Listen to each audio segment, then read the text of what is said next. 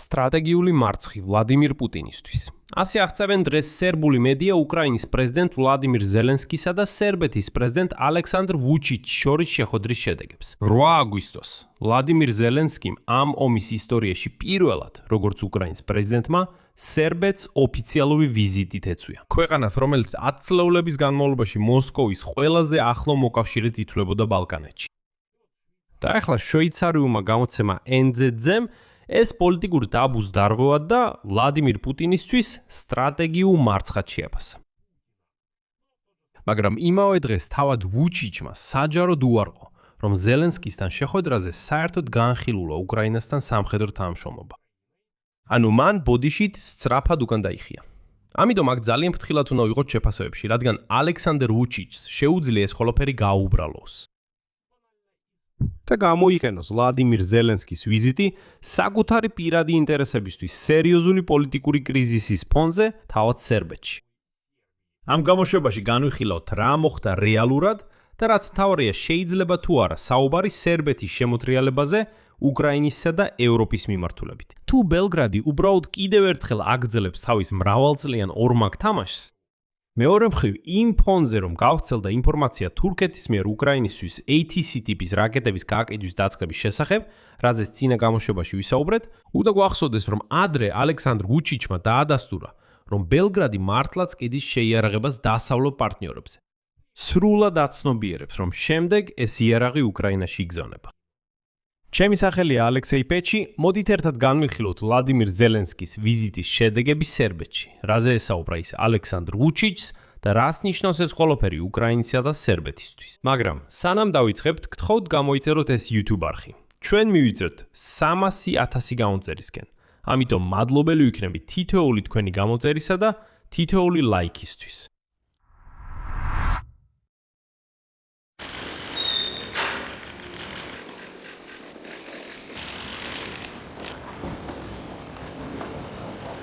მაშასე, რომ ამ გამოშვების ტონი თავიდანვე განსაზღვრო, მინდა მოგიყვანოთ ციტატა. თუ როგორ აღწერს დღეს ვლადიმირ ზელენსკის ვიზიტს ბელგრადში შვეიცარიული გამოცემა NZZ. რადგან ეს დამახასიათებელია, მაგრამ შეიძლება გარკვეულ შეცდომაში შეგიყვანოთ. ციტატა. ბელგრადის გადაწყვეტილება მიიღოს მოსკოვის მთავარი მოწინააღმდეგე არის პოლიტიკური ტაბუს დარღვევა. თუმცა ვუჩიჩმა, როდესაც შეხვედრის შესახებ გამოაცხადა, მკაფიოდ მიანიშნა, რომ სერბეთი შეინარჩუნებს თავის პოლიტიკას რუსეთის მიმართ და ჯერჯერობით არ შეუერთდება სანქციებს, მან ასევე გაუსვა ხაზი თანამშრომლობის პოტენციალს. ციტატა. გახსენებთ, სერბეთი რუსეთის სრულმასშტაბიანი უკრაინაში შეჭრის დასაწყისიდანვე ცდილობს დააბალანსოს ურთიერთობები მოსკოვსა და დასავლეთ შორის. ბელგრადი აღიარებს უკრაინის ტერიტორიულ მთლიანობას. თუმცა ამასთან ერთად ჯერ კიდევ არ შეუერთდა ევროკავშირის სანქციებს რუსეთის წინააღმდეგ. მაგრამ უკრაინის მიმართ კეთილი განზრახვების მთელი ამ ფასადის მიღმა ვუჩიჩს აქვს საკუთარი, თანაც არც თუ ისე დაფარული მოტივი. თავის ხალხს, უფრო ზუსტად კი ელექტორატის ნაწილს, აჩვენოს მზად ყოფნა დიალოგისთვის დასავლეთთან და უკრაინასთანაც კი.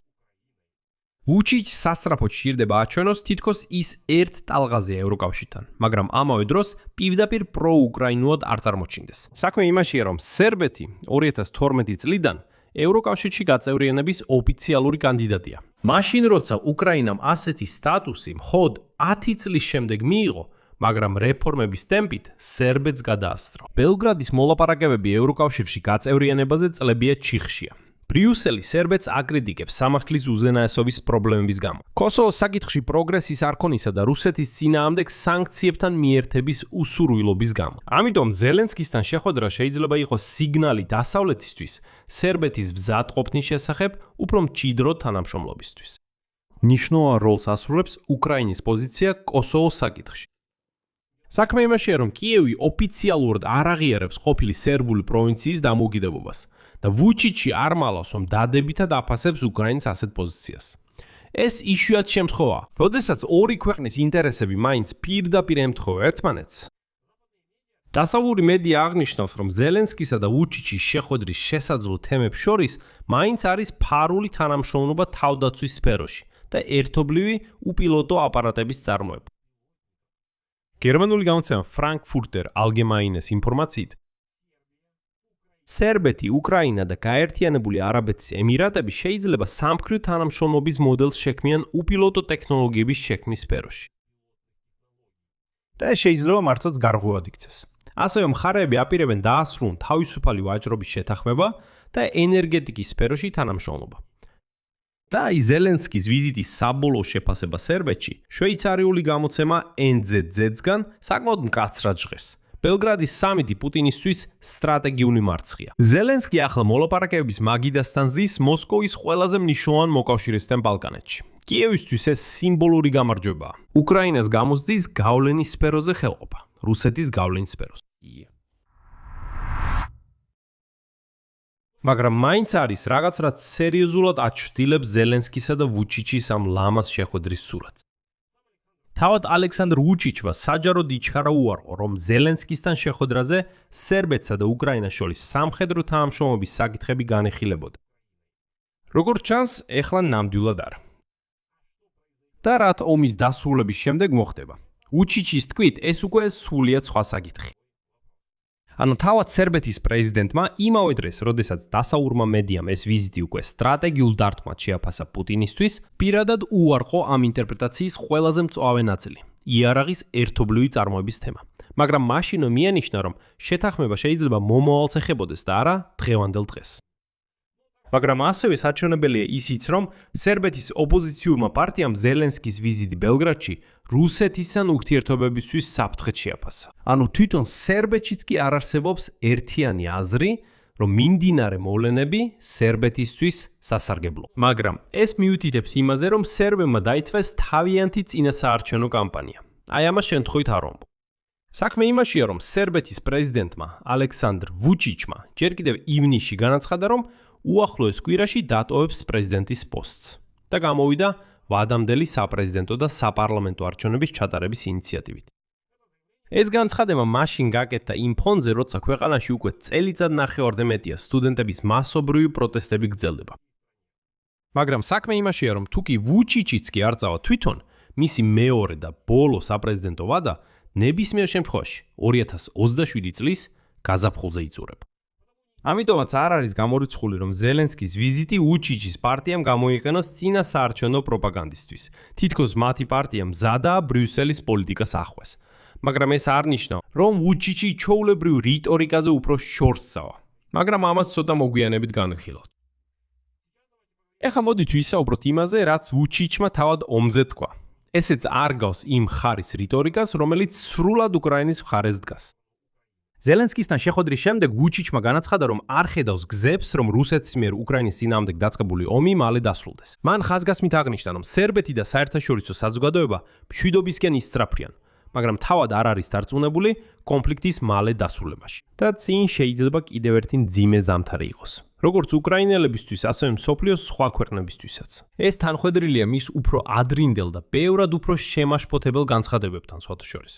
რადგან ვუჩიჩი ადრე ამბობდა, რომ მესამე მსოფლიო ომის თავიდან აცილება რთული იქნება და ის შესაძლოა უკვე ფაქტობრივად დაწყებულია გლობალური რესურსებისთვის ბრძოლის გაგა. მან ხაზგასმით აღნიშნა, რომ რუსეთი დიდი ალბათობით ვერ შეძლებს უკრაინის წინააღმდეგ ომის მოგებას, მაგრამ მისი წაგებაც არ შეუძლია.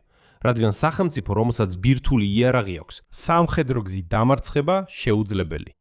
ვუჩიჩმა ასევე გააფრთხილა რეგიონალურ კონფლიქტებში ტაქტიკური ბირთვული იარაღის გამოყენების რისკზე.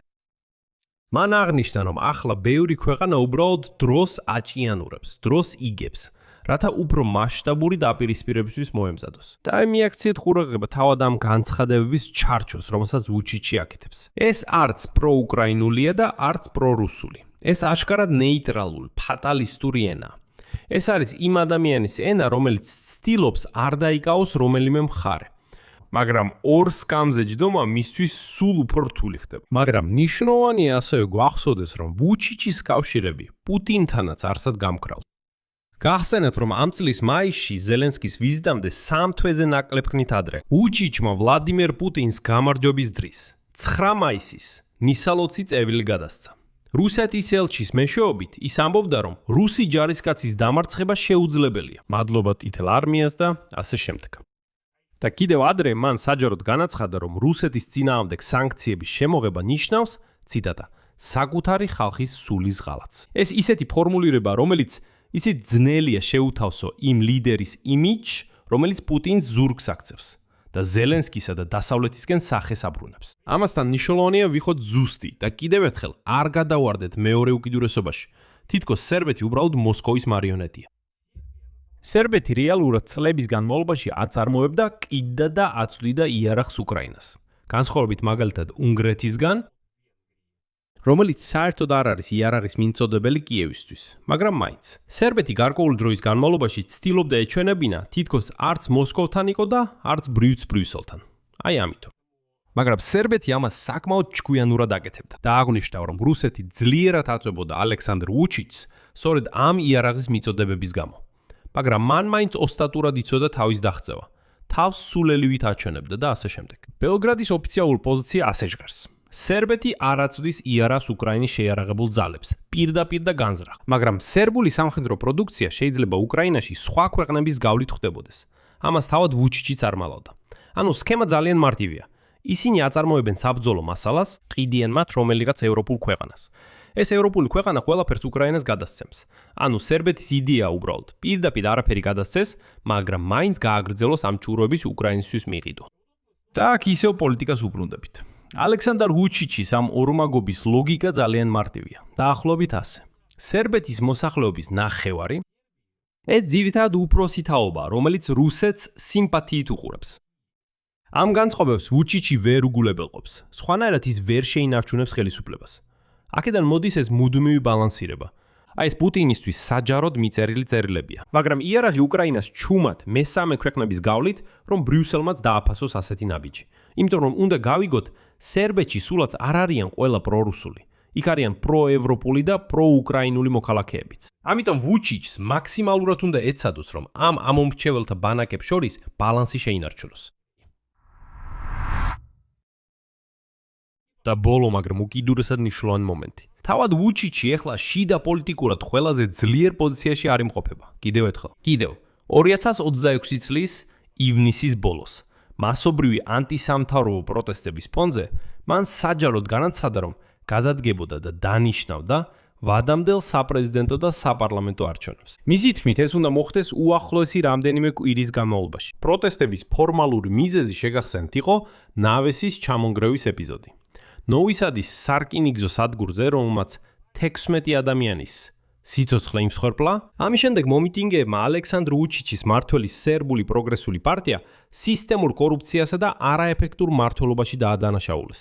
თითქოს მაშინ მთელი სადგური მოკლედ რეკონსტრუქცია ჩაუტარეს, მაგრამ ეს შესასვლელის ნავესი მხოლოდ ქაღალდზე გადაწყვეტეს შეეკეთებინათ. შედეგად ის ჩამოინგრა და სამწუხაროდ 16 ადამიანის სიცოცხლე იმსხვერპლა. ამასთან თავად ვუჩიჩი აცხადებდა, რომ დარწმუნებულია, პოლიტიკაში დარჩება და გავლენა შეინარჩუნებს მაშინაც კი, როცა ფორმალურად დატოვებს პრეზიდენტის პოსტს. და ახლა ალექსანდრ ვუჩიჩი პრემიერ-მინისტრის პოსტს განიხილავს თავისთვის. იმიტომ რომ პრეზიდენტი ვეღარ იქნება. მორჩა, ორი ვადა სულდება. ამავე დროს ოპოზიციური მწვანე მემარცხენე ფრონტი, ასე ქვია მას, პირდაპირ აცხადებს, რომ თვლის თითქოს ვუჩიჩის გადადგომისა და არჩევნების მთელი ეს ისტორია მხოლოდ საზოგადოების ყურადღების გადატანისთვის სჭირდება მას და ახალი საბაბების შექმნისთვის პოლიტიკური მანევრებისთვის. და რაღაცაში ოპოზიცია მართალია. არჩევნები უკვე დაგეგმილია 2026 წლის შემოდგომაზე. ხოლო ვუჩიჩის ოფიციალური საპრეზიდენტო ვადა, თუნდაც ის არ გადამდგარიყო ვადამდე, ამოიწურებოდა მხოლოდ 2027 წლის გაზაფხულზე. ასე რომ ნებისმიერ შემთხვევაში ის ხელისუფლებაში დიდხანს ვეღარ დარჩება. და აქ სრულიად ლოგიკური დასკვნა იბადება. როგორც ჩანს, ზელენსკისთან შეხვედრა პირველ რიგში თავად ვუჩიჩისთვის ამომგებიანი. სწორედ იმ დროს, როცა მისი პოლიტიკური მდგომარეობა ქვეყანაში ძალიან მყიფია. ეს არის სიმბოლური ჟესტი დასავლეთთან და უკრაინასთან დაახლოებისკენ. ეს არის გზა აჩვენოს ბრიუსელს და საკუთარ ამომრჩევლებს, რომლებიც ევროინტეგრაციაზე არიან ორიენტირებულნი და არა რუსეთზე, რომ სერბეთი ვუჩიჩის დროს სწორ მიმართულებით მიდის, ამავე დროს არ სწირავს რეალურ კავშირებს მოსკოვთან, რაც მან იმავე დღეს დემონსტრაციულად დაადასტურა. მან უარყო სამხედრო თანამშრომლობა და ისაუბრა ბირთვული სახელმწიფოს, რუსეთის დაუმარცხებლობაზე. ანუ ვუჩიჩისა და ზელენსკის შეხვედრა სიმბოლურია. და მე ვიტყოდი, ფრთხილად გათვლილი ჟესტია. დიახ, ეს არის პირველი ვიზიტი უკრაინის პრეზიდენტის ომის განმავლობაში. ეს არის საუბრები ვაჭრობაზე, ენერგეტიკაზე და მომავალში უპილოტო აპარატების პოტენციურ წარმოებაზეც კი. მაგრამ თავარ საკითხში არანაირი წინსვლა არ არის. სანქციები რუსეთის წინააღმდეგ, რომლებიც ბელგრადს ჯერ კიდევ არ დაუწესებია და ვუჩიჩის რიტორიკიდან გამომდინარე, დაწესებას არ აპირებს. ამიტომ გადაცემის ბოლოს ასე ვიტყვი. ზელენსკისთან შეხვედრა პირველ რიგში ალექსანდრ ვუჩიჩის იმიჯზე მუშაობს ბრიუსელისა და საკუთარი ამომრჩევლის წინაშე. და არა სერბეთის რეალური გეოპოლიტიკური გადაორიენტაციის დასაწყისი. აქ მრავალ წერტილს დავსვო. თქვენი აზრი და დასკვნები დაწერეთ კომენტარებში ამ გამოშვების ქვეშ. გამოიწერეთ არხი, დააწექით ზარს და არ დაგავიწყდეთ ლაიკის დაჭერა. ეს იყო ყველაფერი. იზრუნეთ საკუთარ თავზე. ყველას ნახვამდის.